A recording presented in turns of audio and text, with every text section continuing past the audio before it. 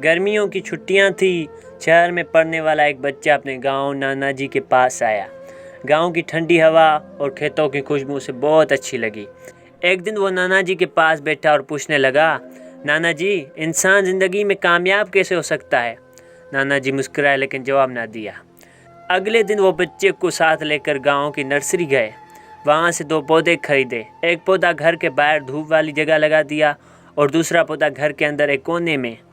पौधे लगाने के बाद नाना जी ने बच्चे से पूछा, बेटा तुम्हें क्या लगता है इन दोनों में से कौन सा अच्छा उगेगा?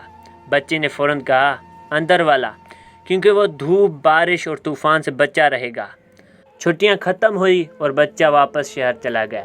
कई महीनों बाद वो दोबारा आया तो उसने देखा बाहर वाला पौधा लंबा, मजबूत और हरा भरा हो चुका था, जबकि अंदर वाला पौधा कमज़ोर और मुरझाया चुका था। बच्चा हैरान होकर बोला, नाना जी, यह तो उलट हो गया। बाहर वाला तो खूब बढ़ गया, लेकिन अंदर वाला क्यों मर गया? नाना जी ने प्यार से कहा, बेटा बाहर वाले पौधे ने धूप, बारिश और आंधियों का सामना किया, इसलिए वो मजबूत हुआ। अंदर वाले ने कोई मुश्किल ना देखी, इसलिए वो कमज़ोर रह गया।